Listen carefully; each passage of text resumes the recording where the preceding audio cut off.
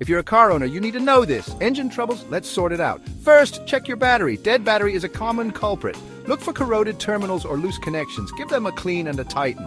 Still no luck? Next, inspect your fuel. No fuel, no go. Make sure there's gas in the tank. Sometimes it's the simplest things. If that's not the issue, listen for a clicking sound when you turn the key. Hear it? Your starter might be the problem. Lastly, check the ignition switch. It can wear out over time. Remember, folks, if all else fails, call a professional. Don't try to be a hero. And that's it. Simple checks for a stubborn engine. Happy driving.